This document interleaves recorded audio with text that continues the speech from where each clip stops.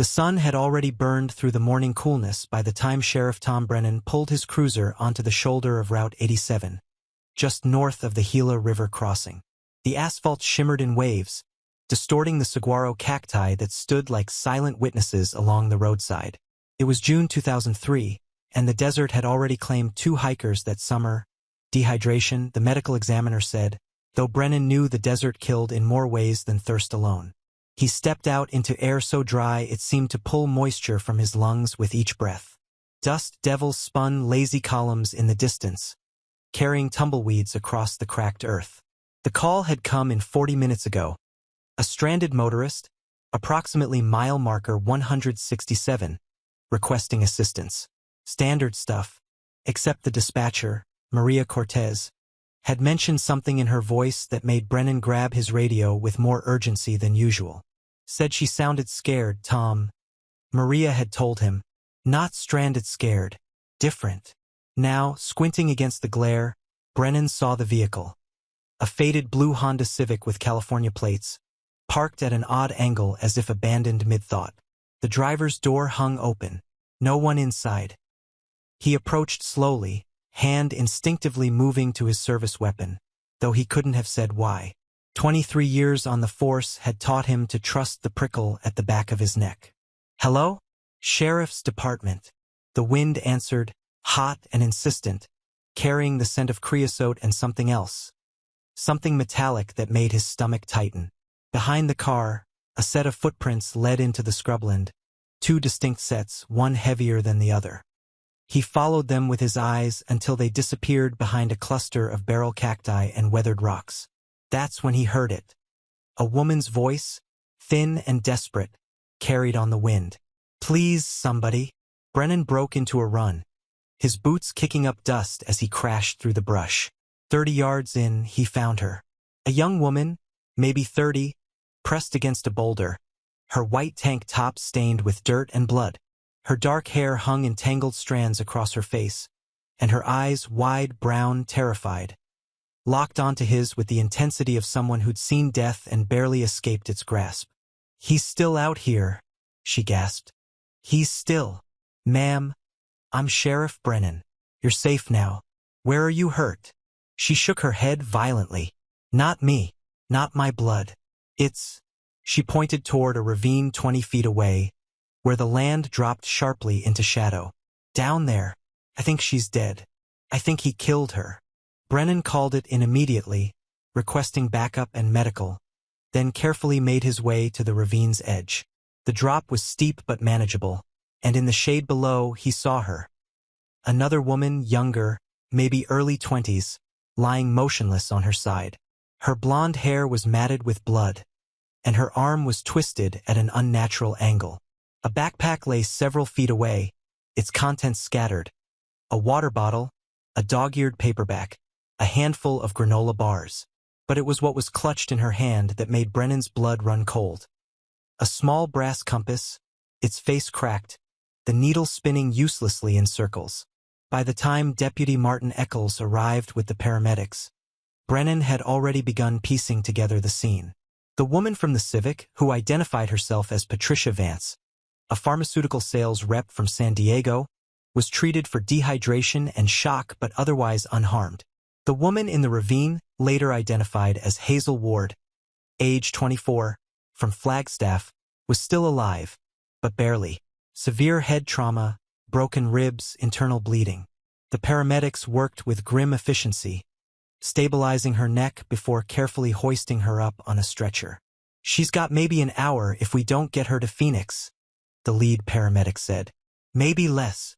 As the helicopter's rotors beat the air, lifting Hazel toward Banner Good Samaritan Medical Center 90 miles south, Patricia Vance sat in the back of Brennan's cruiser, wrapped in an emergency blanket despite the heat, and told her story in fragments. She'd been driving from California to Tucson for a conference. Picked up a hitchhiker outside of Payson. A man, mid-30s, clean-cut, friendly smile. Said his name was Daniel. Said his car had broken down and he just needed a ride to the next town. They talked about the weather, about the desert, about nothing important. Then, about 10 miles back, he'd asked her to pull over. Said he wasn't feeling well.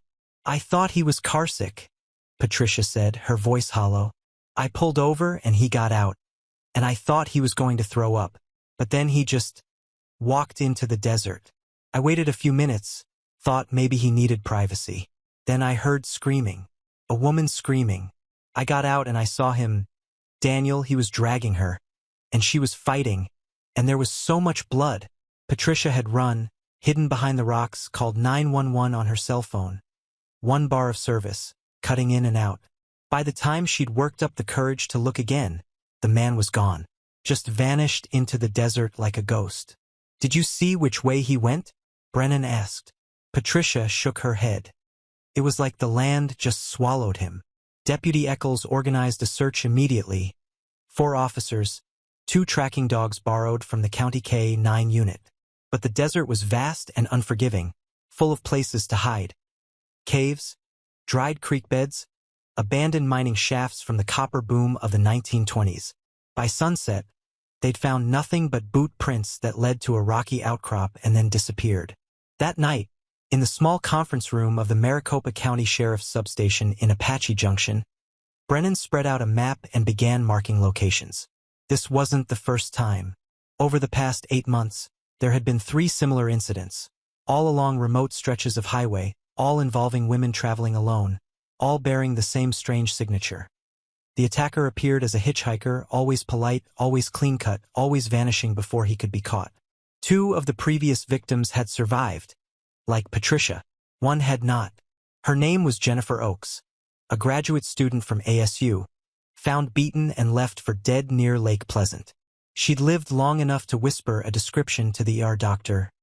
Nice smile, dead eyes. Now, as Brennan studied the map, he saw the pattern. The attacks formed a rough circle, centered somewhere in the Superstition Mountains, that vast wilderness of legend and death east of Phoenix.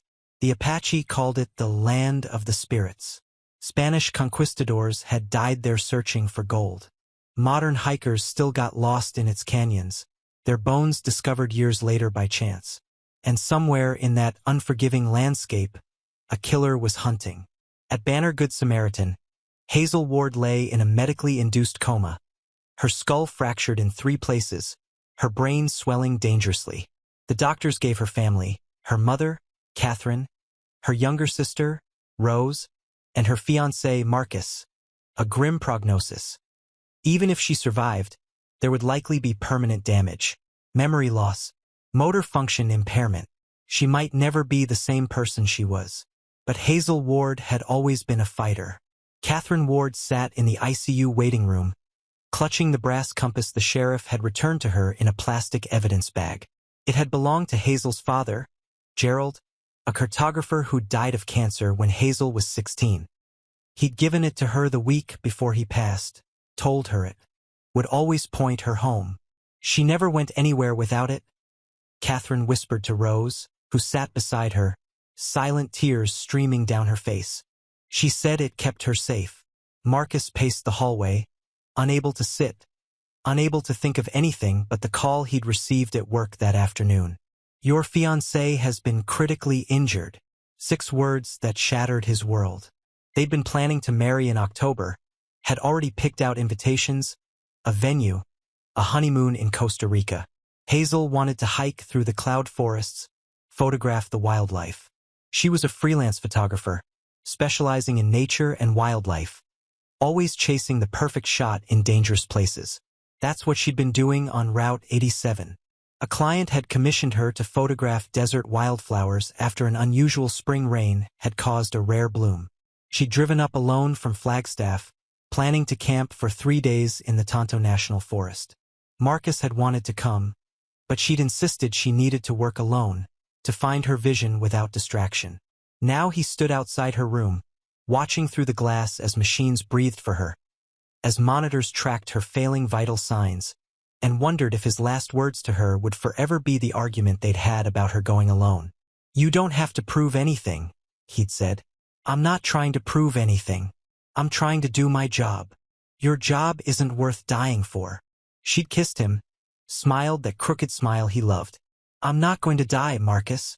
I'm going to take pictures of flowers. Back at the substation, Brennan couldn't sleep.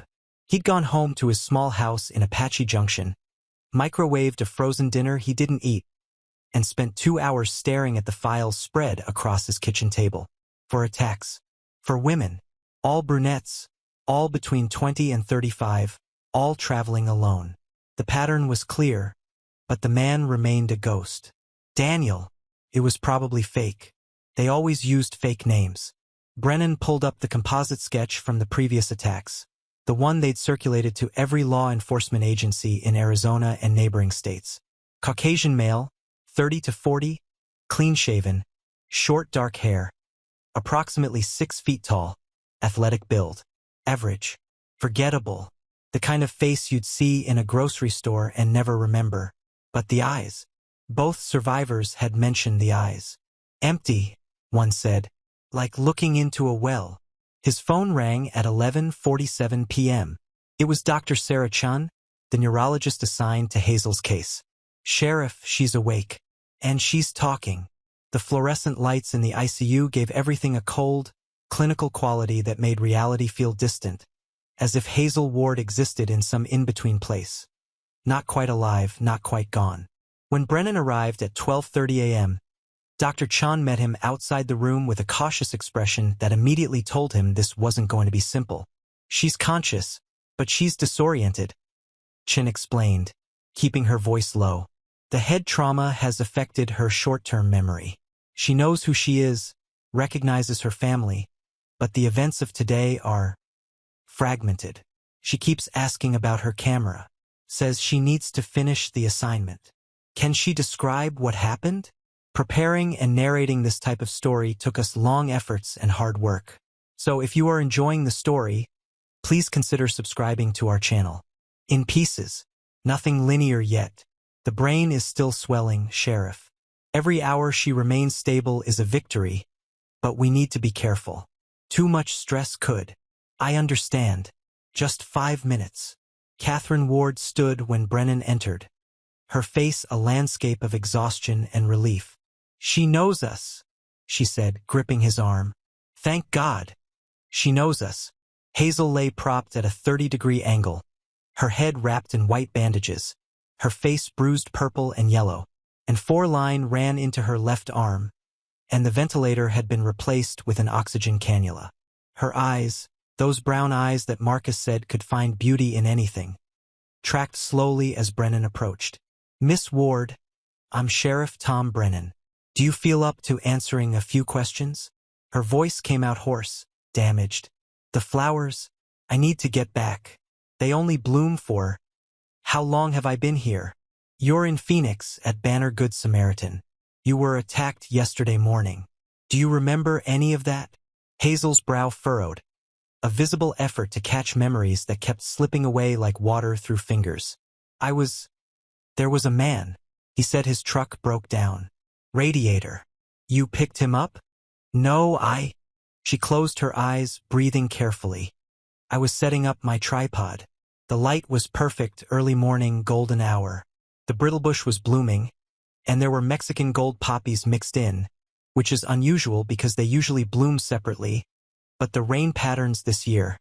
She trailed off, frustrated. Why can't I remember? Marcus moved closer, took her hand. It's okay, Hayes. Don't push it. But Brennan needed her to push it. The man. Can you describe him? Friendly face. Normal. He had a water bottle, one of those metal ones with the... What do you call it? The carabiner clip. Blue. The bottle was blue. Her eyes suddenly widened. He offered me water. Said I looked dehydrated. I told him I had my own, and then... The monitor beside her bed began beeping faster. Dr. Chun stepped forward. That's enough for tonight, Sheriff. One more question. Did he tell you his name? Hazel's eyes met his, and for just a moment, complete clarity shone through the fog of trauma. Elijah. He said his name was Elijah, and he said the desert knows everyone's secrets eventually. 3 days passed before Hazel was stable enough to be moved out of ICU. In that time, Brennan worked 18-hour shifts, following every lead, chasing every ghost. The name Elijah went into the system. Nothing came back. The description matched 1,000 men. The boot prints found at the scene belonged to a common brand sold at every sporting goods store from California to Texas. But Brennan kept digging, because that's what sheriffs did when young women nearly died on their watch. He interviewed Patricia Vance again, this time at her hotel in Scottsdale where she'd remained, too shaken to drive home. She sat across from him in the hotel restaurant, stirring a coffee she never drank, and went through the story again with more details this time. He knew things, Patricia said, about the desert, about the area. He pointed out a Harris hawk circling and talked about how they hunt in packs, which is unusual for raptors. He mentioned the old mining towns, Silver King and Goldfield. Said his grandfather worked the mines in the 30s. Did he say anything about where he lived? Where he was going? He said he was heading to Globe. Had family there, maybe? Or work? I'm sorry, I can't remember exactly. I was focused on the road. Route 87 is tricky through there, all those curves. Brennan made notes, drew connections. Globe was an old mining town 60 miles east, population barely 5,000. The kind of place where everyone knew everyone, except the people who didn't want to be known. The Superstition Mountains loomed between here and there, full of old cabins, abandoned claims, places a man could disappear for years. He drove out there himself, spent 2 days showing the composite sketch in diners and gas stations and the lobby of the Copper Hills Inn. Nothing. Either the man wasn't from Globe, or he'd never existed at all. Just another ghost wearing a borrowed name. Meanwhile, Hazel Ward began the slow, painful process of recovery. Physical therapy started on day 5. Her right side was weaker than her left, the neurologist explained, due to brain swelling on the left hemisphere. She'd need to relearn fine motor control, rebuild muscle memory. For a photographer whose entire career depended on steady hands and precise movement, it was devastating. Try again, the therapist, a patient woman named Linda, encouraged. Grip the ball. Squeeze. Hazel's hand trembled around the soft foam ball, fingers refusing to obey. Frustration colored her face, tears threatening. Marcus stood in the doorway, watching, his heart breaking with each failed attempt. I can't, Hazel whispered. Yes, you can. You're just tired. We'll try again tomorrow. But tomorrow wasn't better. Neither was the day after. The fine control needed to operate a camera, to adjust focus, to frame a shot, to anticipate the decisive moment, seemed impossibly far away. Dr. Chun warned them about realistic expectations, about the possibility that Hazel might never photograph professionally again. The brain is adaptable, she said, but some injuries leave permanent deficits. We won't know the full extent for months, possibly years. Rose Ward visited every day, bringing flowers and books and stories from Flagstaff, where Hazel's small studio apartment sat locked and empty. They'd been close as children, less so as adults. Rose had chosen the practical path, business school and a marketing job with a tech company in Tempe, while Hazel chased light and shadow across the Southwest, barely making rent most months, insisting that art mattered more than security. Mom's worried about money, Rose said one afternoon, speaking quietly while Hazel dozed between therapy sessions. The hospital bills are already over $100,000. Insurance will cover some, but Marcus nodded grimly. He'd been researching victim assistance programs, medical debt forgiveness, anything to prevent Catherine from losing her house to pay for her daughter's survival. Money, it always came back to money, even when someone was fighting for their life. When Hazel was awake, she asked about her camera obsessively. The Nikon F5, her father's camera, the one he'd used to photograph maps and territories before the cancer took him. It had been found at the scene, lens shattered, body dented. The sheriff's department held it as evidence. I need to know if the memory card survived, Hazel insisted. There were 200 shots on it. That's my work. That's my job. Your job right now is getting better, Catherine said firmly. But Hazel couldn't let it go. The work defined her, had defined her since her father's death. Gerald Ward had taught her to see the world through a lens, to find truth in composition and light. After he died, she dropped out of NAU halfway through a biology degree and enrolled in photography school in Santa Fe. Her mother had been furious, called it impractical, childish, a waste of her potential. Your father would want you to have stability, Catherine had argued. Dad would want me to be happy, Hazel had shot back. They'd barely spoken for 2 years after that. Hazel moved from city to city, taking whatever photography jobs she could find. Weddings, real estate, the occasional magazine spread. She'd been good, developing a reputation for nature photography that captured not just beauty but story. Her work had appeared in Arizona Highways, National Parks magazine, even once in National Geographic's Your Shot feature. The desert assignment had been her biggest commission yet, $10,000 from a textbook publisher for a series documenting Sonoran desert ecology through the seasons. She'd already completed fall and winter. Spring was the crown jewel, the rare bloom, the moment when the desert stopped looking like death and transformed into a riot of color. She'd been so close. Just one more day of shooting, and she would have had everything she needed. Now, lying in a hospital bed, unable to grip a foam ball, that future seemed to belong to someone else. Some other Hazel who could still trust strangers, who could still walk into the desert alone without fear. Tell me about the flowers, Marcus said one evening, sitting beside her bed as visiting hours wound down. What did they look like? Hazel's eyes softened, the question pulling her away from pain and back toward beauty. The brittlebush was everywhere, these bright yellow blooms on silvery green stems. And the poppies, God, Marcus, the poppies. They shouldn't have been blooming with the brittlebush. The timing was all wrong. But there they were, this incredible orange gold, thousands of them. Like the desert was on fire with color. What else? Desert marigold, fairy duster, owl's clover. There was a palo verde tree just loaded with yellow flowers, and a Harris hawk using it as a hunting perch. I got maybe 20 shots of the hawk before. She paused, the memory hitting a wall. Before everything went dark. Marcus squeezed her hand gently. You'll photograph again. I know you will. But Hazel wasn't sure. The tremor in her right hand, the gaps in her memory, the way bright light now triggered headaches that lasted hours. Every symptom was a door closing on the life she'd built. Sheriff Brennan visited on day 8, bringing news and questions in equal measure. We recovered your camera, he said, handing her an evidence bag containing the battered Nikon. The memory card was intact.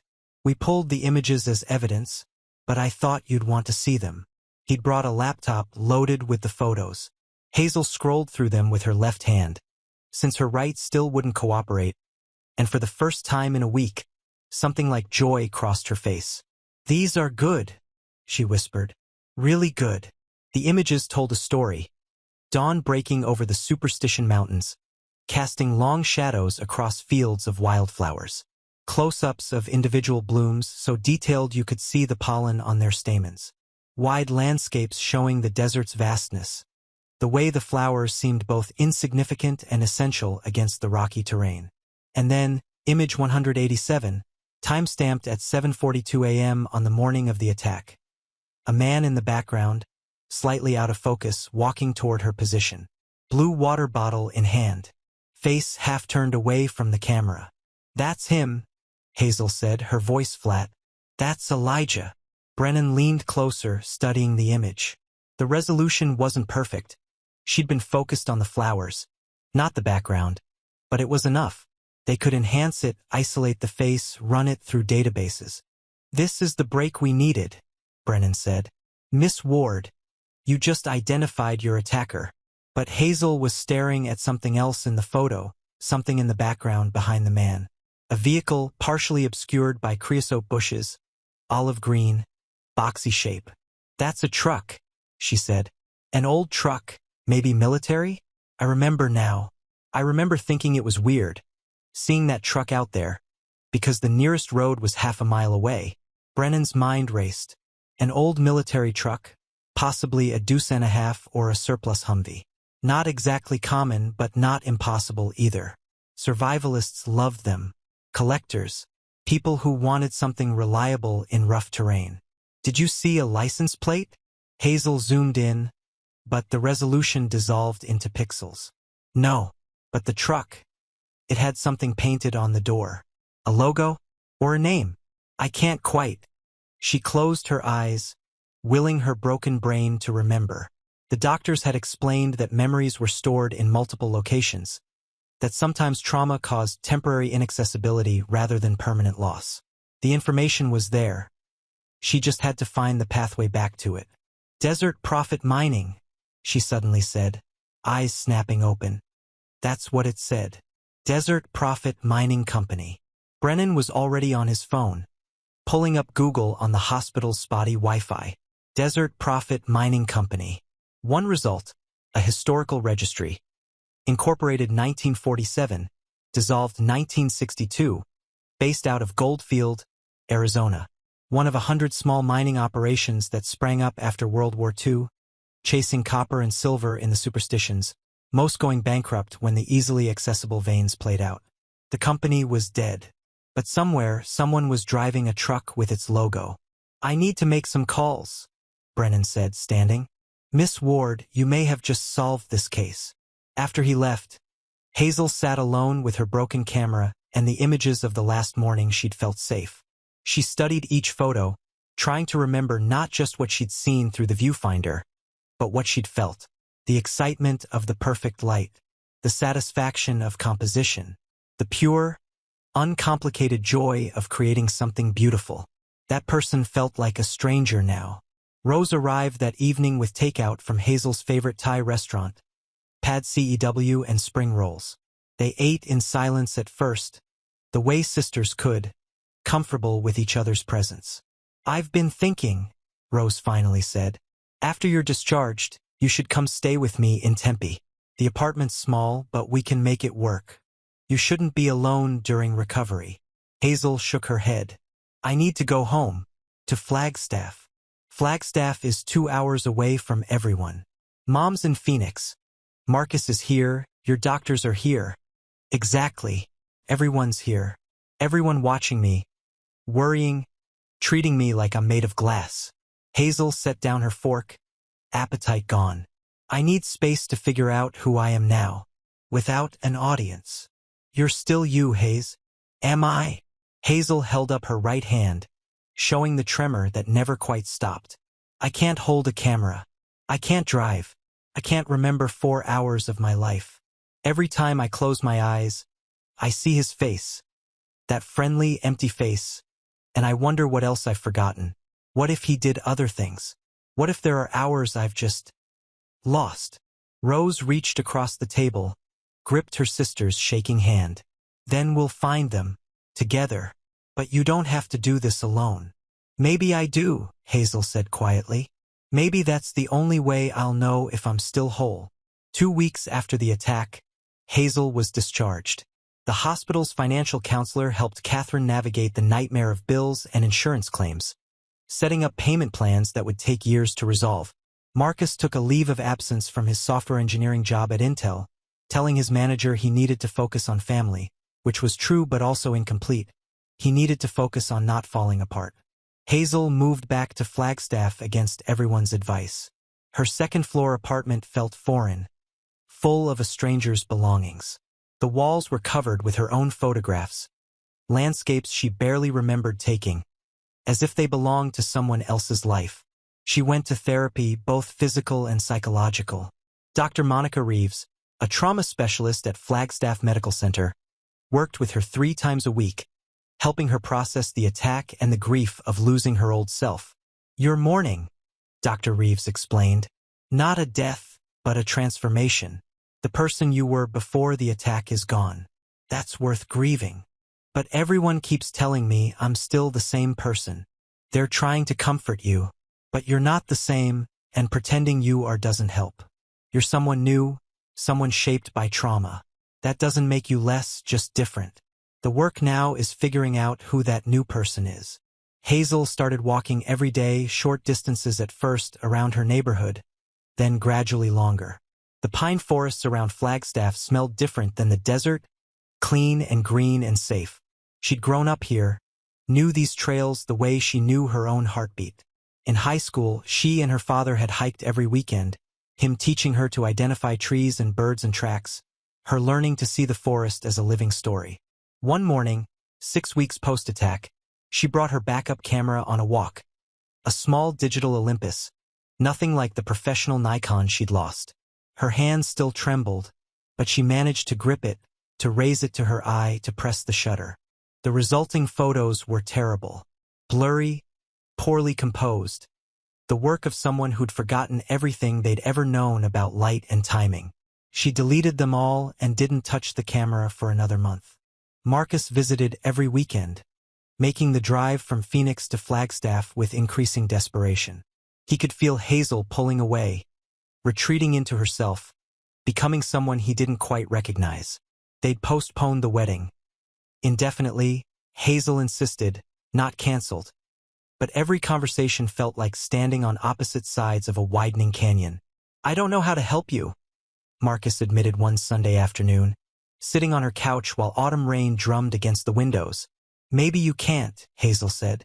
"Maybe no one can. That's not true. You just have to let people in. I am letting you in. You're here, aren't you? Physically.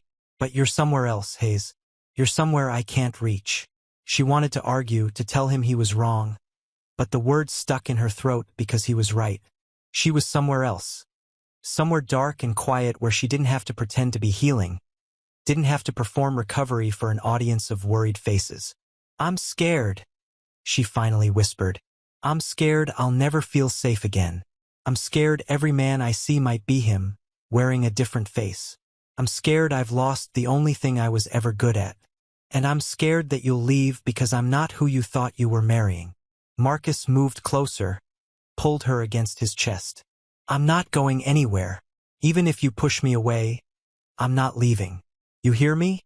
I'm not leaving." But even as he said it, he wondered if promises made to someone who'd fundamentally changed were promises he could keep.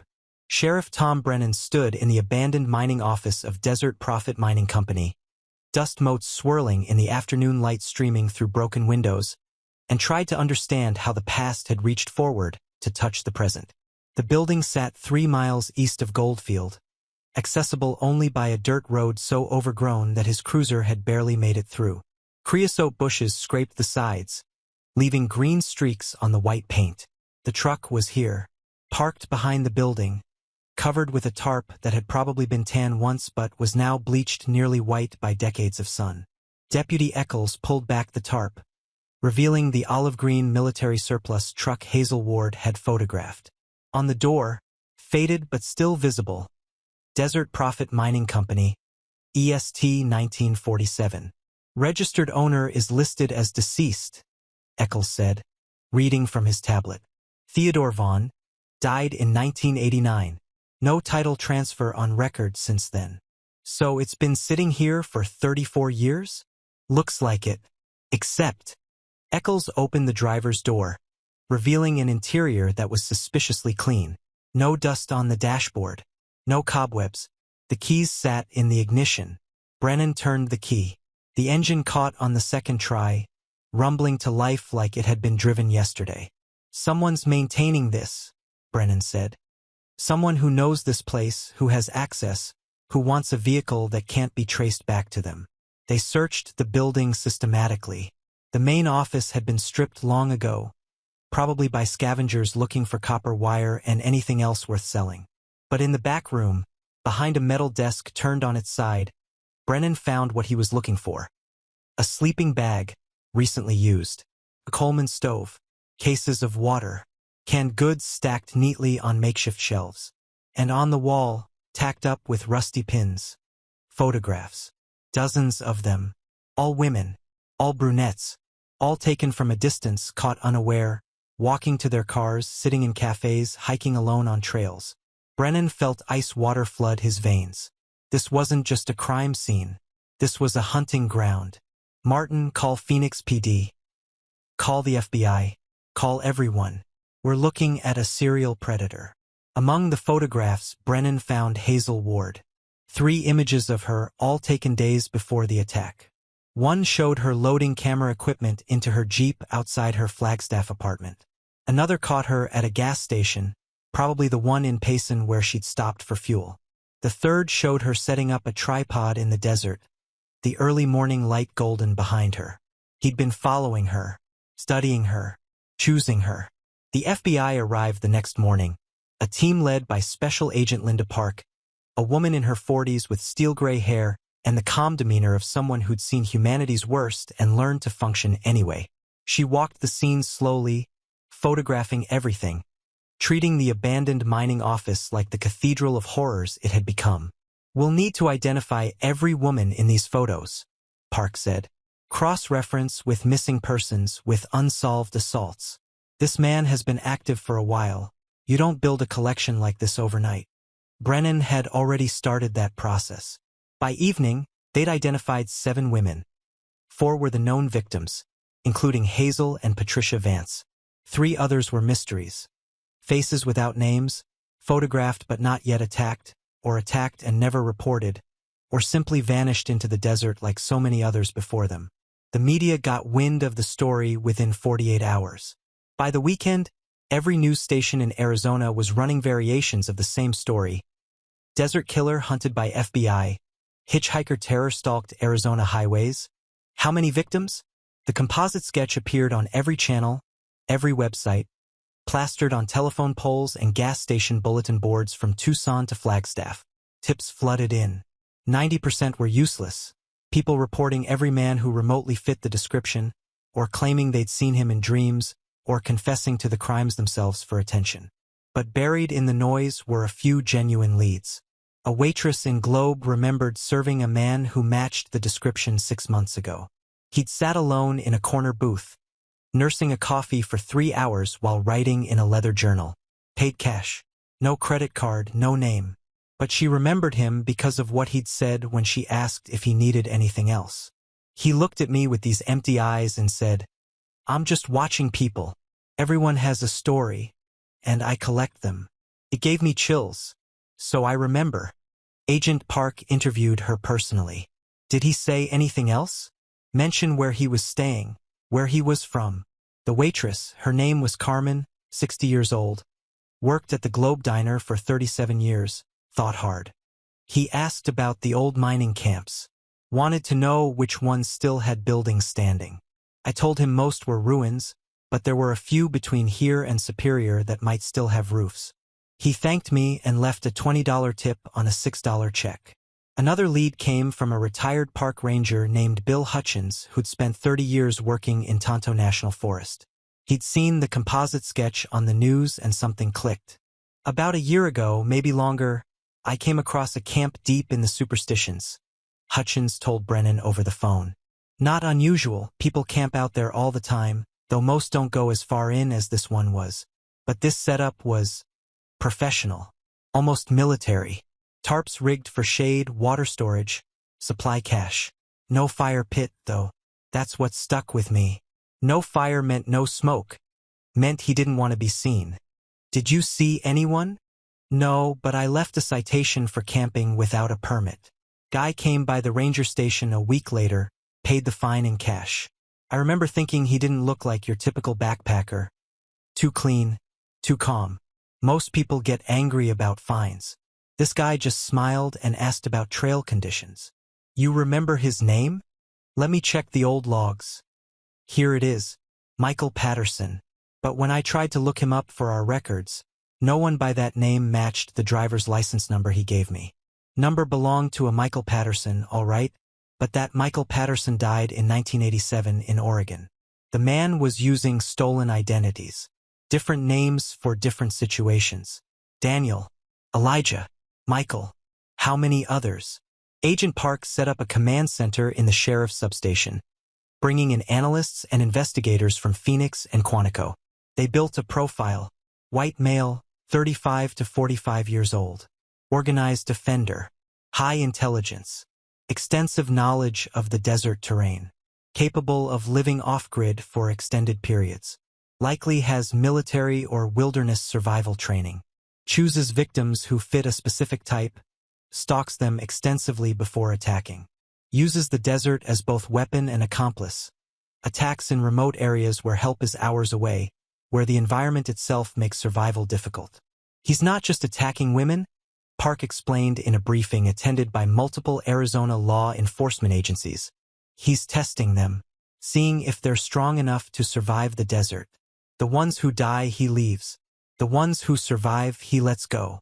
It's a game to him or a ritual. That's insane, Deputy Eccles said.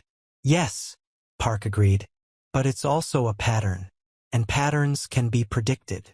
They began posting undercover officers on the highways, women who fit the victim profile, driving alone, hoping to draw him out.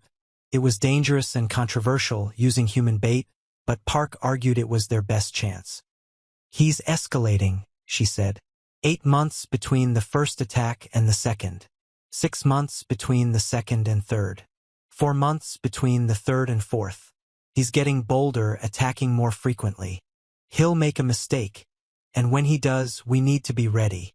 Meanwhile, in Flagstaff, Hazel Ward was facing a different kind of escalation. The media had found her.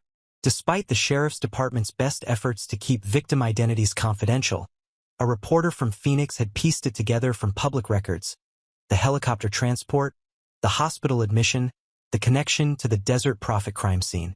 By October, journalists were calling her apartment daily, leaving messages asking for interviews, offering money for her story.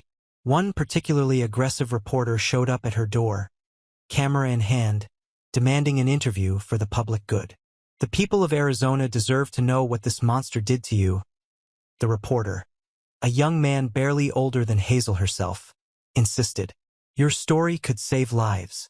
Hazel slammed the door in his face, then sat on the floor with her back against it, trembling with rage and fear and something else she couldn't name. The attack had been private, intimate, a violation of her body and mind. Now it was being turned into entertainment, into content, into a story that belonged to everyone except her. She called Marcus. I can't stay here. They know where I live. They're not going to stop. Come to Phoenix. Stay with me, please. She almost said yes, almost packed a bag and ran. But running was what the old Hazel would have done.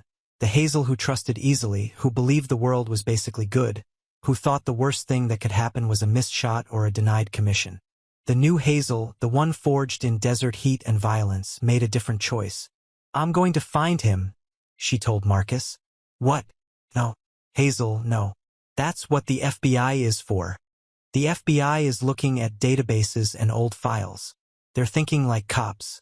But I'm a photographer. I see things differently. I know how to track movement, how to predict light, how to find what's hidden. She was pacing now, energy building. I have his face. I have his patterns. I know what kind of terrain he uses. I can find him. You can also get yourself killed. I'm already dead, Marcus. The woman you proposed to? She died in that desert. I'm what survived. And if I don't do something, if I just hide and wait for them to catch him, I'll never be anything but a victim. I need to be more than that. There was a long silence on the other end. When Marcus spoke again, his voice was hollow. You're going to do this no matter what I say, aren't you? Yes. Then I can't watch it. I can't watch you self-destruct chasing ghosts. I love you, Hazel.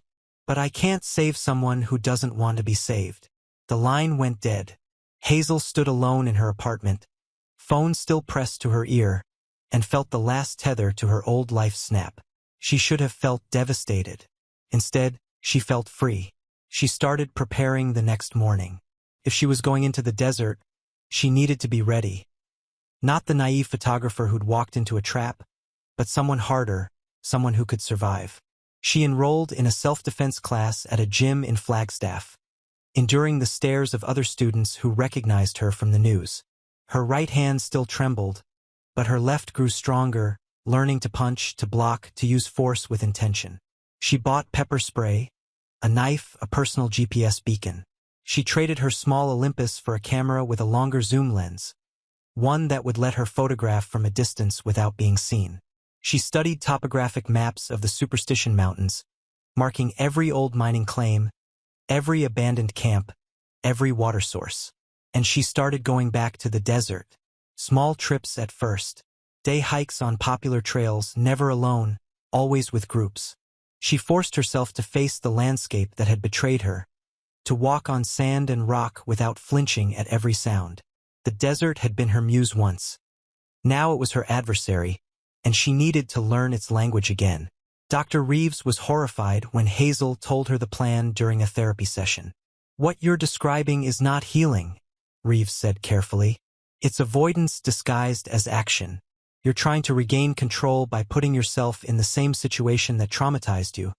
But that's not how trauma resolution works." "Then how does it work?" Hazel challenged. "By processing the emotions, by integrating the experience into your narrative, by learning that you can be safe without needing to prove your strength." "But I'm not safe. None of us are. He's still out there. And every day he's free is another day someone else could end up like me, or worse." "That's not your responsibility." "Maybe not, but it's my choice." She walked out of the session and didn't reschedule. Catherine Ward tried a different approach, arriving unannounced at Hazel's apartment with Rose in tow, staging what was essentially an intervention. "We're worried about you," Catherine said, sitting on the edge of Hazel's couch like she wasn't sure she was welcome. "You've cut off Marcus. You've stopped going to therapy. Rose says you're barely eating." "I'm fine." "You're not fine." Rose's voice cracked. "You're obsessed. Every time I talk to you, it's about him, where he might be, what he might do next. You've turned your entire apartment into some kind of investigation board. It's not healthy, Hayes." Hazel looked around at what her home had become. The photographs were gone from the walls, replaced with maps and timelines and printouts of news articles. The composite sketch was tacked up beside her own photo of the man in the desert, the one she studied for hours, memorizing every pixel of his partially turned face. "You want to know what's not healthy?" Hazel said quietly. "Being afraid to leave my house. Checking the back seat of my car every time I get in. Waking up at 3 a.m. convinced someone's breaking in. That's what happens when you just wait and hope the system will protect you. I need to do something. I need to matter in this story. Not just be the victim everyone pities." "You matter to us," Catherine said, tears streaming down her face. "You matter because you're alive, because you survived. That's enough." "It's not enough for me." The rift deepened. Catherine and Rose left that evening promising to keep in touch, but Hazel could see the resignation in their eyes. They'd already started mourning her, already written her off as a casualty of trauma who'd never fully recover. Maybe they were right. By November, Hazel had made contact with the other survivors. Patricia Vance was reluctant at first. She'd moved back to California, changed jobs, was trying to rebuild a life shattered by 15 minutes of terror. But when Hazel explained what she wanted to do, Patricia agreed to talk. "He knew my route," Patricia said over a video call. Her face pixelated but her fear crystal clear. "I drove that same road every month for work, same day, same time. He was watching, planning. The police said he probably tracked me for weeks." "Did he say anything to you in the car? Anything that stuck with you?" "He talked about adaptation, about how the desert separates the weak from the strong. Said the people who survive are the ones who accept what the world really is, hard and unforgiving and honest. He said civilization makes people soft, makes them forget that life is basically predation. The strong consume the weak." "Did you believe him? In that moment, when he was dragging that poor woman into the ravine?" "Yeah, I believed him. Because he was right. He was stronger and we were prey." Patricia's voice broke. "I hate that he made me believe that. I hate that I can't unbelieve it."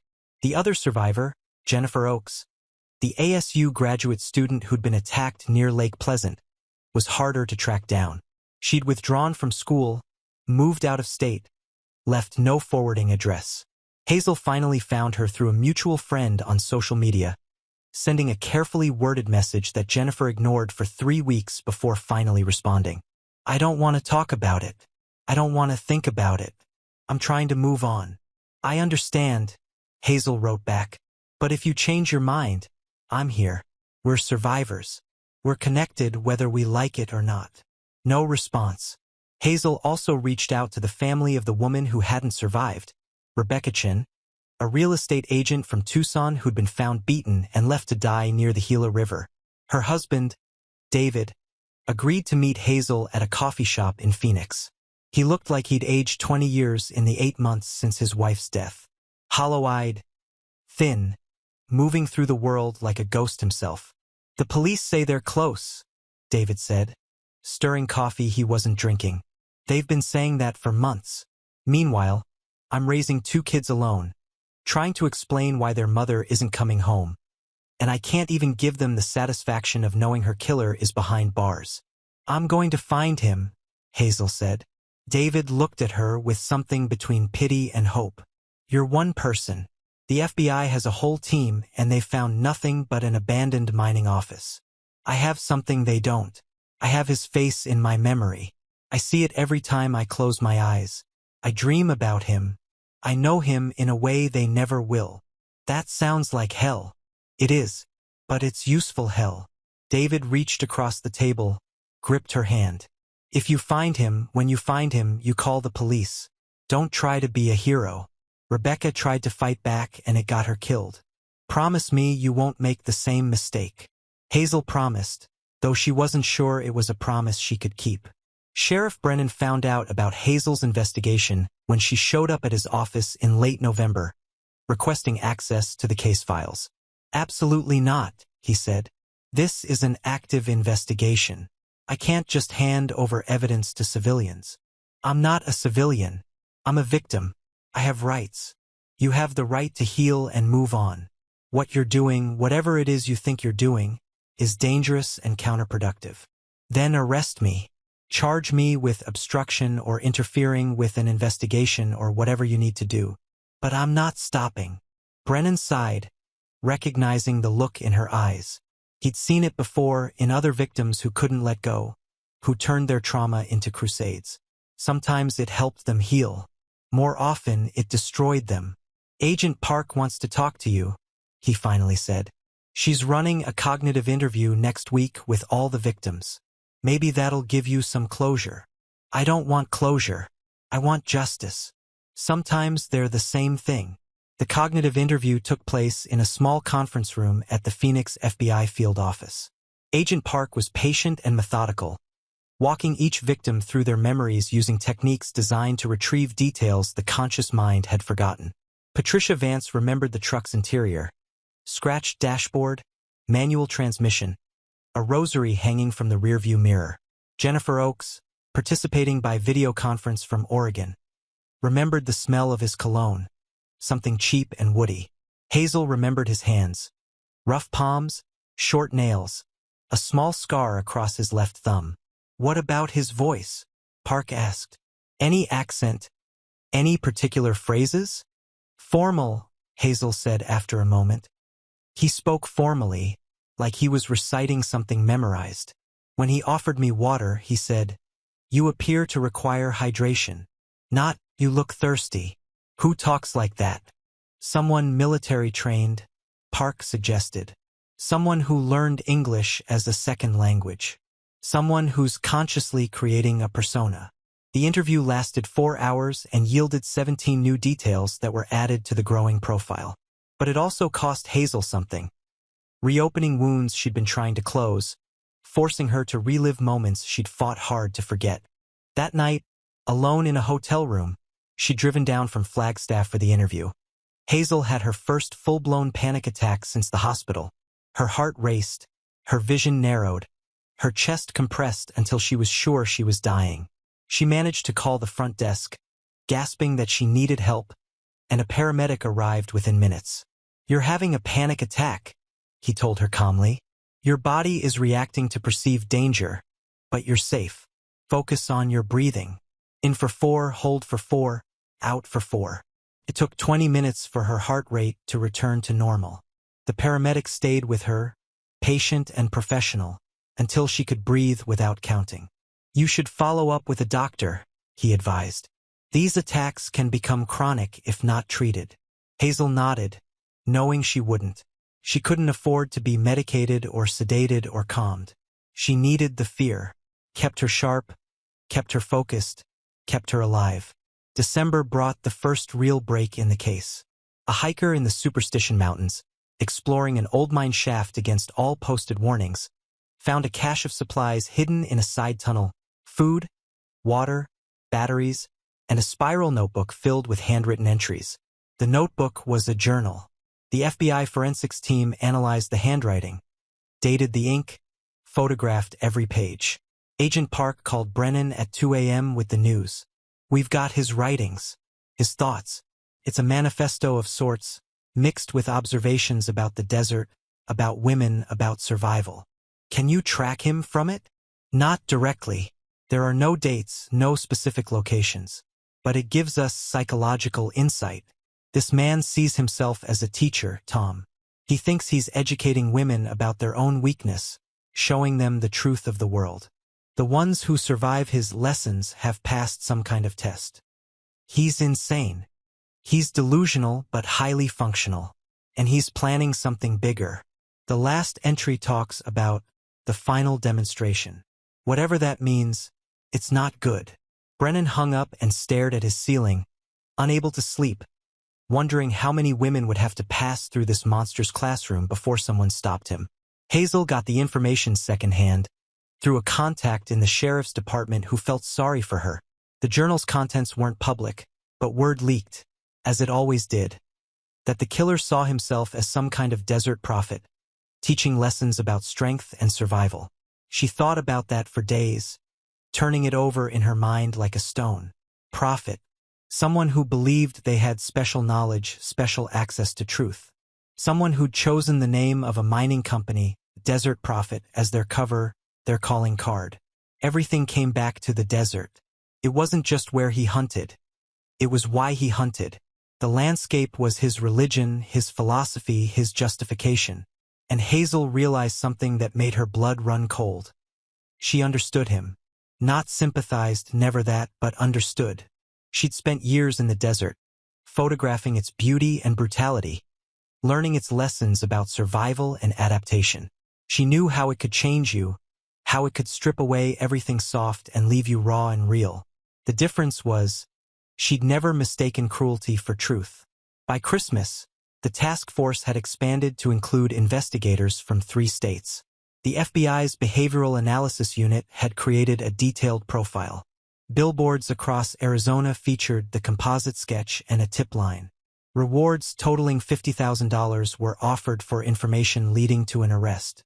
And still, the Desert Prophet remained free. Hazel spent Christmas alone, ignoring calls from her mother and sister, a brief text from Marcus wishing her well. She sat in her apartment surrounded by maps and theories, eating takeout Chinese food that had no taste, and planned her next move. If the authorities couldn't find him, she would. She'd go back to the beginning, to the old mining office, to the truck, to the place where he'd felt safe enough to leave a trail. She'd hike every canyon, photograph every abandoned structure, search until she found the pattern others were missing. It was insane. It was dangerous. It was probably suicidal. But it was the only thing that made her feel alive. The first week of January 2004 brought unseasonable cold to the Sonoran Desert. Temperatures dropping to the low 30s at night, frost crystallizing on saguaro spines. Hazel Ward stood at the edge of the Desert Prophet Mining Company property at dawn, her breath visible in the cold air, and wondered if she was crossing a line from which she couldn't return. She told no one she was coming here. Not her mother, not Rose, certainly not the authorities who'd explicitly warned her to stay away from active investigation sites. The property was technically still a crime scene, though the FBI had finished their forensic sweep weeks ago, leaving only yellow tape and tire tracks in the dirt. Hazel ducked under the tape and approached the building slowly, camera in hand, not to photograph evidence, but to see what the investigators had missed. They'd been looking for physical clues, fingerprints, DNA, traceable items. She was looking for something else. The story the space told, the psychology of a person who'd chosen this particular ruin as a sanctuary. The main office was exactly as Brennan had described. Gutted, stripped, nothing but concrete floor and rusted fixtures. But Hazel noticed details others had overlooked. The way the back room had a clear sight line to the dirt road, you could see anyone approaching long before they arrived. The way the surrounding terrain offered multiple escape routes through the ravines and washes. The way the building's position, tucked into a hillside, made it nearly invisible from aerial surveillance. This wasn't just a random hideout. It was strategically chosen by someone who understood tactical advantage. She photographed everything, using her left hand since her right still trembled too much for steady shots. The camera felt foreign, heavy, like picking up a language she'd half forgotten. But as she worked, something old and familiar stirred inside her. The photographer's instinct for composition, for finding meaning in arrangement and light.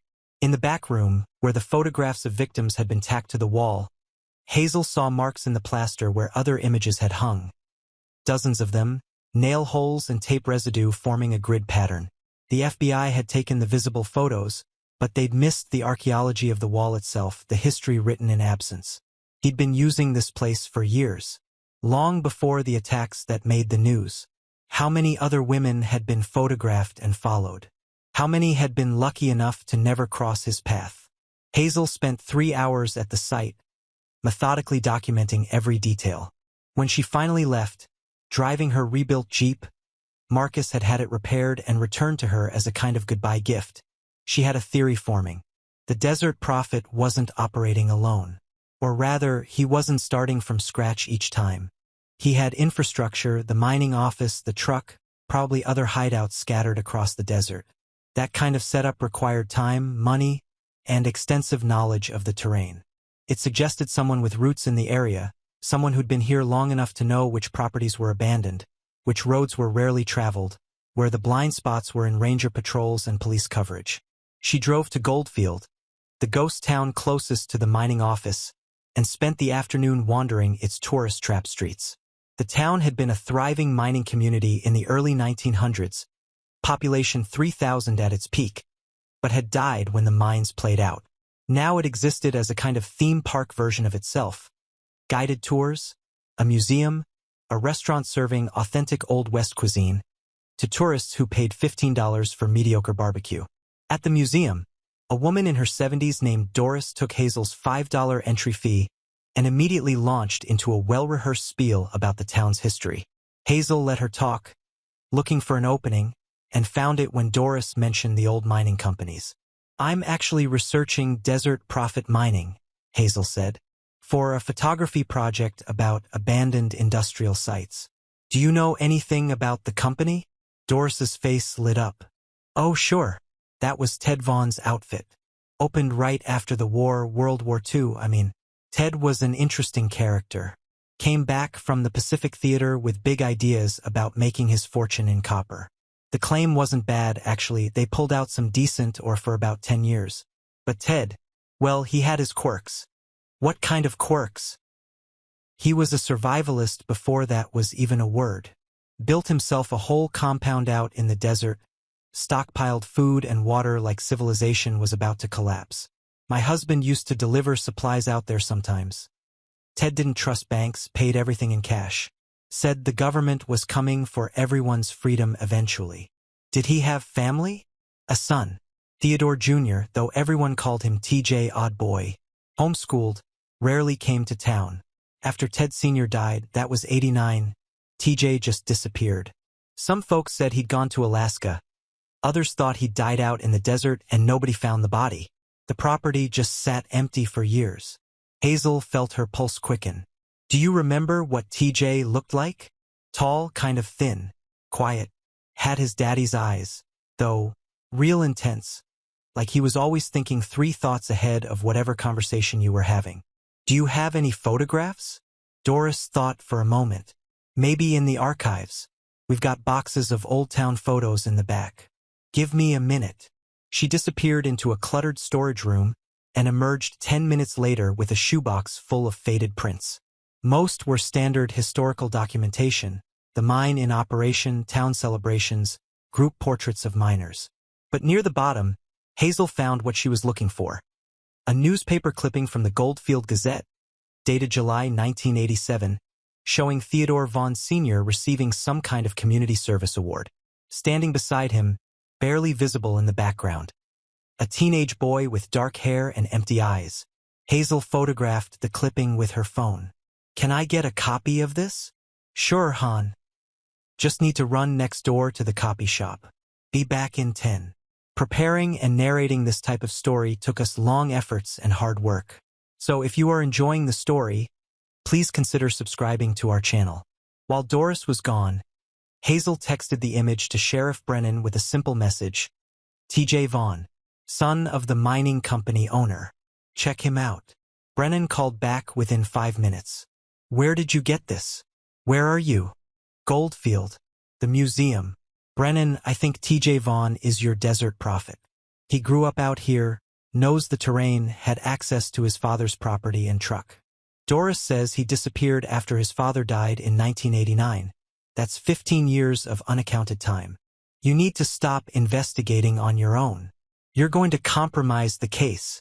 Then use what I'm giving you. Run his name, find out where he went, build a profile. I'm not trying to play detective. I'm trying to help. There was a long silence. Then, send me everything you have. And Hazel, be careful. If you're right about this, and he finds out someone's asking questions about him. He already knows who I am. He stalked me, photographed me, tried to kill me. Being careful doesn't change anything. She hung up and felt, for the first time in months, something like hope.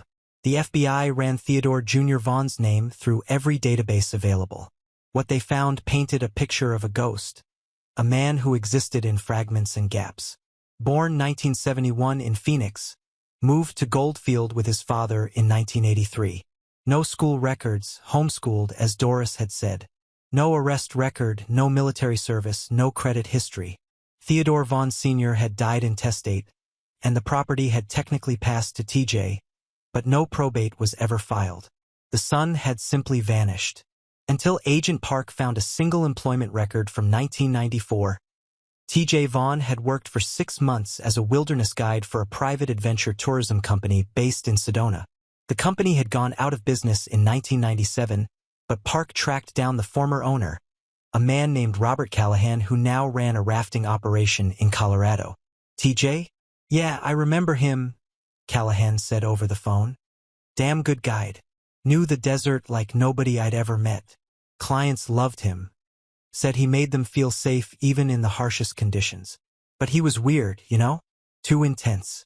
He'd talk about the desert like it was alive, like it had consciousness and will. Said the land was testing everyone who entered it, sorting the strong from the weak. Why did he leave? He didn't leave. I fired him. Caught him following a female client back to her hotel. When I confronted him, he said he was observing her adaptation patterns. Whatever the hell that meant. I told him to clear out before I called the cops. Did you report this? I should have. But honestly, I was just glad to be rid of him. Guy gave me the creeps. Park thanked him and added the information to the growing profile. TJ Vaughn. Late 30s now, wilderness expert, history of stalking, prone to pseudoscientific philosophizing about strength and survival. He fit perfectly. The problem was, they still didn't know where he was. Hazel continued her own investigation, driving to every small town within 50 miles of Goldfield, showing TJ's photo, asking questions. Most people didn't recognize him. A few thought they might have seen him years ago. But in Superior, a old copper mining town 40 miles west, she finally got a solid hit. The cashier at a gas station, a young man named Danny with a scraggly beard and tired eyes, looked at the photo for less than a second before nodding. That's Mike. Comes in every couple weeks, buys gas and supplies, pays cash, drives an old military truck. Hazel's heart hammered. When was the last time you saw him? Maybe 3 weeks ago, just before Christmas. He was stocking up heavy, 50 pounds of rice, couple cases of water, all the batteries we had in stock. Asked me if we'd gotten any new staff lately, if any young women had moved to town. I thought he was just being friendly. But now that I think about it, it was a weird question.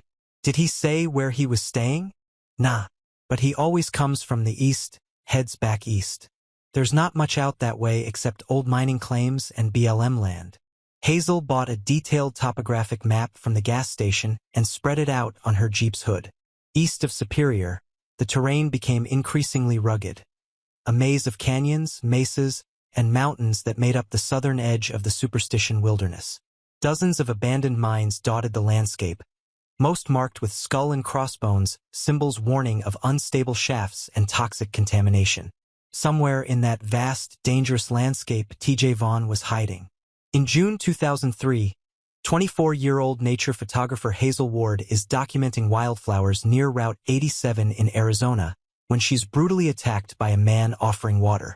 He fractures her skull with a rock and leaves her for dead in the desert. Hazel manages to photograph her attacker before losing consciousness and is eventually found by a passing driver. She survives but sustains severe injuries, including a traumatic brain injury, neurological damage to her right hand, and profound psychological trauma. The attacker disappears without a trace. Hazel's recovery is grueling. Months of physical therapy, cognitive rehabilitation, and wrestling with PTSD. Her fiancé Marcus struggles to cope with her transformation and their engagement dissolves. Her relationship with her mother Catherine becomes strained. Hazel isolates herself, abandoning her photography career and becoming consumed with fear and hypervigilance. Hazel learns her case is connected to a pattern of attacks on women traveling alone on Arizona highways. The FBI suspects a serial predator they dub the Desert Prophet. Other victims include Patricia Vance, who escaped, Jennifer Oakes, survived a similar attack, and Rebecca Chen, who was murdered, leaving behind 2 young children. Sheriff Tom Brennan and FBI agent Linda Park take Hazel's case seriously, but the investigation stalls due to lack of evidence. The attacker seems to vanish into the vast desert wilderness, leaving minimal forensic traces. Frustrated by the slow progress and driven by a need to reclaim control, Hazel begins her own investigation. Against professional advice and her family's wishes, Hazel becomes obsessed with finding her attacker. She studies maps, researches abandoned mining operations in the Superstition Mountains, and develops a theory about where he might be hiding. Using her photography skills and knowledge of terrain, she identifies patterns in the attacks that suggest the perpetrator has intimate knowledge of the desert and likely lives there permanently. Through research, she discovers the identity of her attacker, Theodore T.J. Vaughn Jr., son of a paranoid World War II veteran who ran Desert Prophet mining and raised his son in isolation, indoctrinating him with survivalist philosophy. After his father's death, T.J. continued living in the wilderness, developing a delusional belief system that justified attacking women as teaching them strength through trauma. In January 2004, Hazel ventures alone into the Superstition wilderness with a GPS tracker, locating TJ's hidden camp. While photographing it, he discovers her. In their face-to-face encounter, TJ reveals his twisted philosophy, that he's educating women by forcing them to confront death, believing he's helping them evolve beyond the comfortable lies of civilization. He shows no remorse for Rebecca Chen's death or the trauma he's inflicted, viewing himself as an enlightened teacher. Hazel challenges his delusions, recognizing them as inherited trauma from his father's untreated PTSD.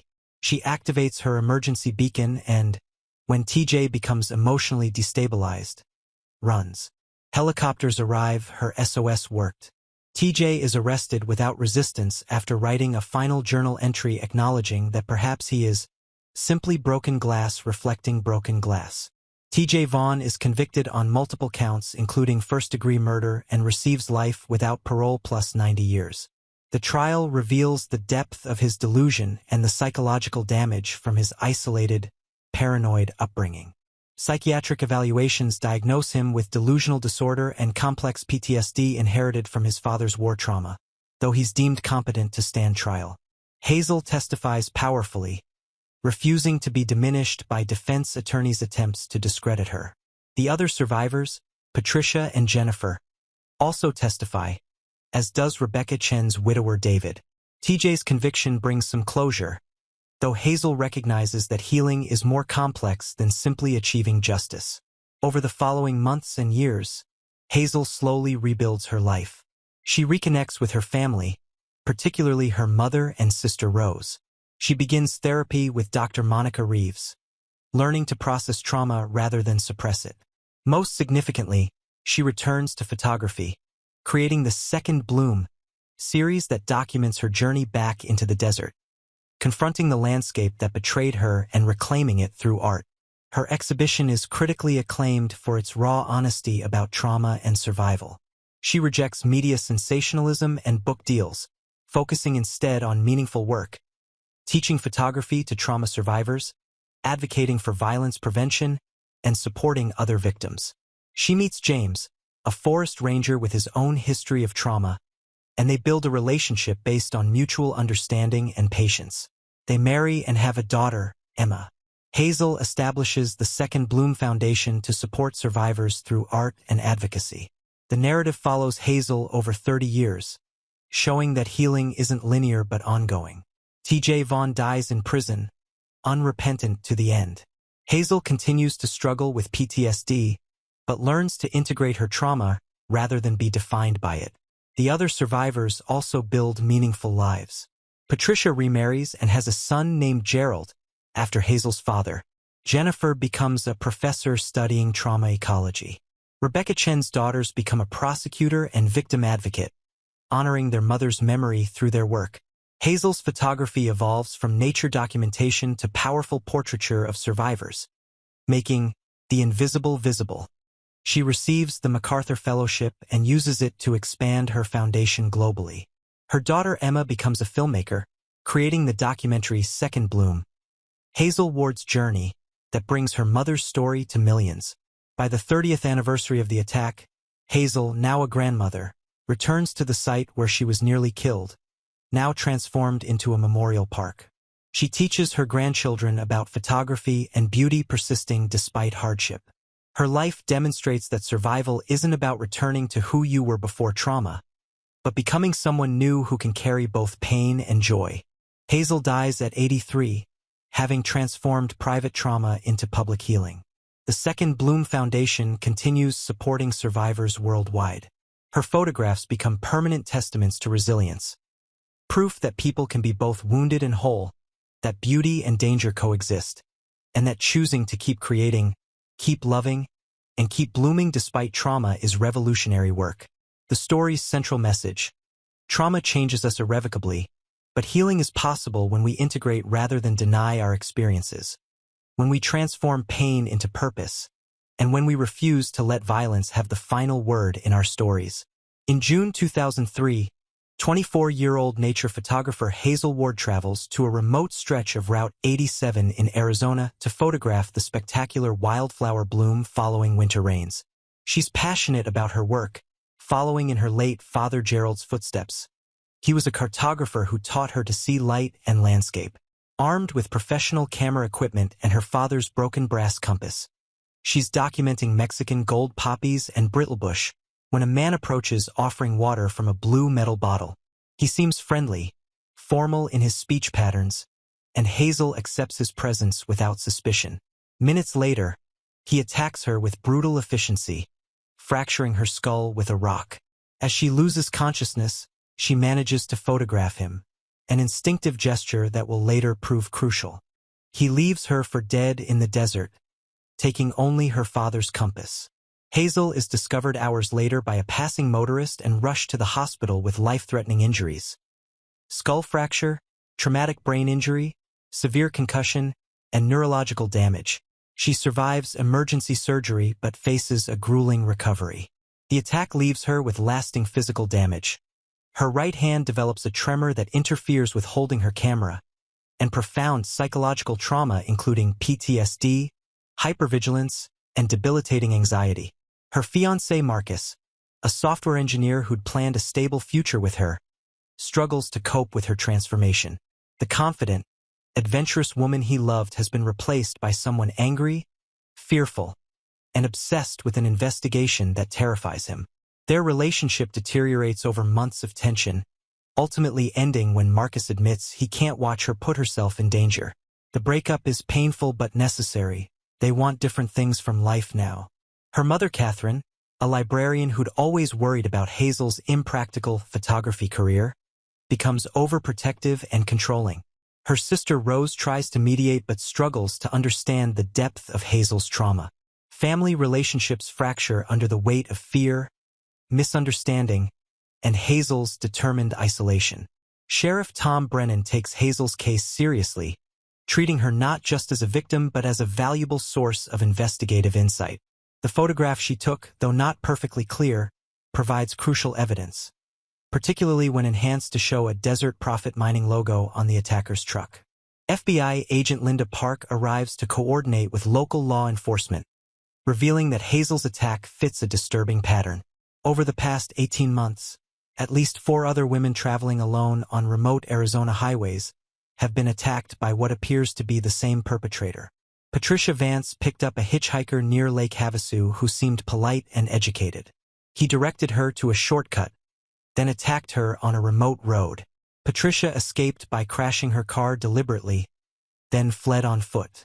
She witnessed him dragging another woman, later identified as Rebecca Chin, into a ravine but was too traumatized to help. Jennifer Oakes was approached at a rest stop near Lake Pleasant by a man offering mechanical help. He sabotaged her car, then attacked her when she accepted his assistance. She survived by feigning unconsciousness, then crawling to the highway where she was found by a trucker. Rebecca Chin, a 43-year-old mother of 2, disappeared after her car broke down on Highway 60. Her body was found weeks later in a remote canyon, cause of death exposure and dehydration. The autopsy revealed she'd been alive for days after her initial attack, suffering horribly before dying alone. An unnamed 5th victim survived but refused to cooperate with investigators, too traumatized to participate in the investigation. The FBI profiles the attacker as a white male, 30 to 40 years old, with extensive wilderness survival skills and intimate knowledge of Arizona's remote areas. He chooses victims carefully, women traveling alone, often in vehicles that break down or in situations where they're vulnerable. He seems to enjoy their terror but doesn't appear to be motivated by sexual violence. Instead, his attacks follow a pattern of abandonment, leaving women to survive on their own with minimal resources. The investigation stalls repeatedly. The vast Arizona desert provides endless hiding places. The attacker leaves minimal forensic evidence and seems able to vanish completely between attacks. Months pass with no progress, and Hazel grows increasingly frustrated with the system's limitations. Unable to return to photography, her trembling hand makes it impossible to hold a camera steady, and the desert itself has become a landscape of terror rather than beauty. Hazel becomes consumed with finding her attacker. She abandons therapy after a few sessions, rejecting Dr. Monica Reeves' attempts to help her process trauma through traditional means. Instead, she channels her fear and rage into investigation. She spends months in her apartment studying topographical maps, researching abandoned mining operations, analyzing the attack patterns. She trains physically, rebuilding strength through hiking and self-defense classes. She learns to shoot, though she knows violence isn't her goal. She wants information, not revenge. Her breakthrough comes when she researches the Desert Profit Mining logo. The company was owned by Theodore Vaughn Sr., a World War II Pacific Theater veteran who'd returned from war psychologically shattered. Convinced that civilization was fragile and collapse was imminent, he moved his family to the remote desert, cut ties with society, and raised his son Theodore Jr. in extreme isolation. The elder Vaughn died in the late 1980s, but company records suggest his son might have continued living on the remote mining properties. Hazel develops a theory. The attacker isn't just hiding in the desert. He lives there permanently, has done so for years, and has developed a twisted philosophy that justifies his violence. She narrows her search to the Superstition Wilderness, a rugged mountain range east of Phoenix known for its maze-like canyons, abandoned mines, and treacherous terrain. She shares her findings with Brennan, who coordinates a massive search operation with helicopters, tracking dogs, and specialized wilderness teams. But the search area spans 200 square miles of brutal terrain. It could take weeks or months to locate one person who knows the landscape intimately and doesn't want to be found. Frustrated by the slow pace of the official search and driven by something beyond rational thought, Hazel makes a dangerous decision. She'll go into the superstitions alone. Her goal isn't confrontation. She's not suicidal, but precise location. She believes she can recognize his patterns, his psychology, his method of choosing terrain in ways that trained searchers can't. She knows it's reckless and violates every promise she's made to law enforcement and family. She prepares meticulously. Satellite GPS tracker with emergency SOS function, lightweight camping gear, water, high-calorie food, first aid supplies, pepper spray, knife, and her camera. She tells her mother she's taking a therapeutic hiking trip. A technically true but catastrophically incomplete explanation. On January 12, 2004, she enters the wilderness from the southern edge, hiking north into increasingly difficult terrain. The physical challenge is immense. Her injured hand makes trekking poles difficult to use, the elevation gain is punishing, and the desert is unforgiving. But she's driven by certainty that borders on obsession. By midday, after covering 6 miles and climbing 1,500 feet, she finds it. A camp tucked against a cliff face, camouflaged with tarps and vegetation. Through her camera's zoom lens, she documents everything: a military-issue tent, solar panels, water barrels, supply crates, and the Desert Prophet mining truck. She's found him. While photographing the camp, Hazel hears boots on rock behind her. Vaughn stands 30 feet away, and she recognizes him instantly. Not from photos, but from her fragmented memory of that morning 8 months ago. The friendly smile, the empty eyes, the formal, almost robotic speech patterns. He compliments her tracking ability, calling it impressive that she found him using pattern recognition and behavioral prediction. He claims he's not going to hurt her, that she's already passed the test by surviving and now tracking him to his territory. This, he insists, demonstrates strength I rarely observe. TJ reveals his identity and his philosophy. His father, Theodore Sr., had taught him that civilization was a comfortable prison, and that most people live and die without understanding their true nature. TJ believes he provides a service, stripping away comfortable lies to show people who they are when survival is at stake. He views his attacks not as violence but as education, opportunities for his victims to evolve beyond their naive, sheltered existence. He claims Hazel should thank him. Before the attack, she was soft, naive, trusting. Now she's capable, vigilant, real. He points to her GPS tracker, her knife, her defensive stance as proof that he's helped her become stronger. The audacity enrages Hazel. This man shattered her skull, destroyed her career, ended her relationship, and traumatized her profoundly. And he believes he did her a favor. She activates her GPS tracker's SOS function 3 times, sending emergency coordinates to search and rescue. When she confronts him about Rebecca Chen, TJ shows no remorse. Not everyone is capable of evolution, he explains. Some people are fundamentally weak, and the desert identifies them. This isn't cruelty, it's natural selection. Rebecca's death serves a purpose. Her children will grow up stronger, hardened by loss, prepared for a world that doesn't care about their feelings. Realizing there's no reasoning with someone so completely delusional, Hazel tries a different tactic: psychology. She asks about his father, probing the wound that shaped him. TJ's carefully maintained composure cracks when she suggests his father was simply traumatized, that he passed his broken worldview to his son, and that TJ has spent 15 years trying to validate his father's paranoid philosophy by proving the world is as cruel as Theodore Sr. believed. She pushes harder. Rebecca Chun wasn't weak. She was just unlucky. TJ isn't a teacher. He's a damaged man spreading trauma because he can't process his own. His philosophy isn't enlightenment. It's pain looking for company. TJ loses control, shouting at her to shut up. In that moment of emotional disruption, Hazel runs. She uses every technique she's learned about desert terrain, every lesson about survival, pushing her body beyond its limits. TJ pursues, faster than expected, closing the distance.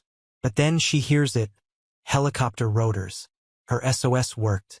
They're coming. 3 helicopters arrive: sheriff search and rescue, FBI, and a tactical team. TJ stops running, stares at Hazel across the canyon distance, and makes his choice. Instead of fleeing or fighting, he walks back to his camp. Tactical agents surround him, but before surrendering, he writes a final entry in his leather journal. The desert has sent me its strongest student. She tracked me through pattern and will. She refused to be grateful for her evolution. She called my father's teachings trauma rather than truth. Perhaps she is right. Perhaps I am simply broken glass reflecting broken glass. If the desert truly sorts the strong from the weak, then it has judged me and found me wanting. I am ready to accept its verdict. Then he raises his hands and surrenders without resistance. TJ Vaughn is charged with first-degree murder, Rebecca Chin, 4 counts of attempted murder, kidnapping, stalking, and assault with a deadly weapon. He's held without bail, facing multiple life sentences. During interrogations with Agent Park, TJ speaks with unsettling honesty about his methods and motivations. He followed women for weeks before approaching them. He chose those who appeared soft, sheltered, unprepared, because they had the most to learn. He understood they might die but viewed death as the desert's way of communicating failure. He feels no remorse because remorse requires believing you've done wrong, and he genuinely believes he provided opportunities for growth. Psychiatric evaluation by Dr. Sarah Chun reveals the depth of his pathology. Theodore Vaughn Sr. witnessed horrors in World War II that fractured his psyche. He returned convinced that society was weak and doomed, moved his family to the desert, and raised TJ in extreme isolation with constant preparation for apocalypse. TJ has profound delusions about reality, schizotypal personality disorder, and complex PTSD, not from his own trauma but from inheriting and internalizing his father's untreated psychological wounds. Crucially, Dr. Chun determines TJ is competent to stand trial. He understands his actions were illegal and took extensive precautions to avoid detection, using different names, hiding camps, choosing remote locations. His awareness of society's judgment demonstrates consciousness that his actions violated social and legal norms, even if his distorted moral framework justified them internally. The trial in May 2004 is methodical and devastating. Hazel testifies about the attack, her months-long investigation, and her final confrontation with TJ. She identifies him without hesitation despite defense attempts to question her memory and credibility. Patricia Vance describes witnessing him drag Rebecca Chen into a ravine. Jennifer Oakes testifies via video link from Oregon, too traumatized to return to Arizona. David Chun, Rebecca's widower, describes telling his 8-year-old daughter that her mother died in terror and pain. The defense argues diminished capacity, that TJ's profound delusions and childhood indoctrination mean he couldn't truly understand his actions were wrong. But the prosecution demonstrates his extensive efforts to avoid detection, his careful planning, and his awareness that society would judge him negatively. After 3 weeks of testimony and 18 hours of deliberation, the jury finds him guilty on all counts. At sentencing in July 2004, Judge Maria Hendricks addresses TJ directly, noting his complete lack of remorse and his continued justification of violence as education. She sentences him to life without parole for Rebecca's murder plus 90 years for the attempted murders, to run consecutively. TJ Vaughn will die in prison. As marshals lead him away, he turns once to look at Hazel in the courtroom gallery. Something passes between them, not forgiveness or understanding, but acknowledgement. 2 people whose lives collided in violence, forever altered, forever connected. Then he's gone. Hazel's recovery doesn't follow a neat trajectory. She continues therapy with Dr. Reeves, who helps her understand that healing isn't linear. You don't get over trauma, you integrate it into who you become. She reconnects with her family, particularly her mother Catherine, who evolves from disapproval to deep understanding of her daughter's strength and choices. Most significantly, Hazel returns to photography. 6 months after TJ's conviction, she drives to the exact location of her attack and photographs the spring wildflowers. Her hands shake, both from neurological damage and emotional response, but she persists. The resulting images are technically perfect and emotionally powerful, showing a hard-won understanding of beauty's coexistence with danger. She posts them with a simple caption, Spring 2004, Second Bloom. This becomes the foundation of her career transformation. She begins photographing not just landscapes but survivors, creating a powerful series called Desert Testament that documents her journey back into the desert and her understanding of trauma and healing. The work is critically acclaimed and, more importantly, helps other survivors feel seen and understood. She meets James, a Forest Service ranger with his own trauma history, a near-fatal climbing accident. They build a relationship slowly, based on mutual understanding that life is fragile and people must be careful with each other. James never pushes for more than Hazel can give, and when she wakes from nightmares, he holds her without demanding explanations. She establishes connections with the other survivors. Patricia Vance returns to California, but they stay in touch, bonded by shared experience. Jennifer Oakes goes back to school, completing a graduate degree in environmental science and writing her thesis on trauma ecology. The three women, Hazel, Patricia, and Jennifer, form an unexpected support network, understanding each other in ways no one else can.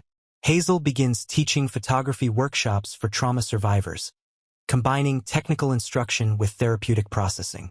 She establishes the Second Bloom Foundation, funded by proceeds from her exhibitions and book sales, providing grants and mentorship to survivors who want to use art for healing. The Desert Prophet case has rippling effects beyond the immediate victims. Arizona implements new highway safety measures, emergency call boxes every 5 miles on remote roads, expanded cell tower coverage, increased funding for search and rescue operations, and public education about hitchhiker safety. The Attorney General's office creates a cold case task force focused on violence against women in remote areas, solving 3 additional cases using techniques refined during TJ's investigation. Hazel's life continues evolving.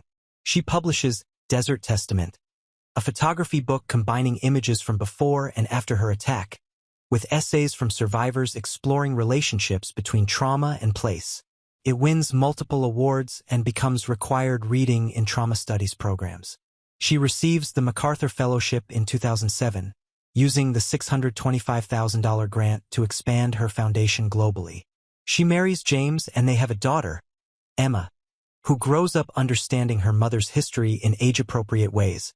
Emma develops her own artistic voice, eventually becoming an acclaimed documentary filmmaker.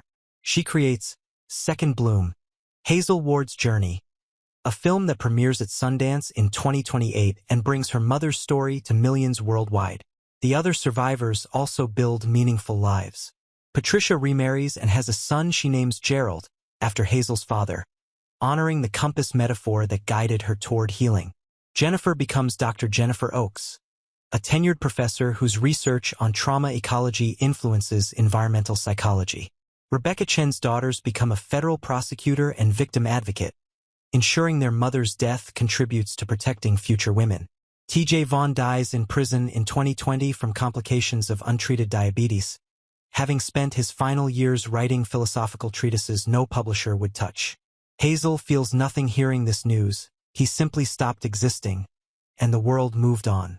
By the 30th anniversary of the attack in 2033, Hazel is 64 and considering retirement.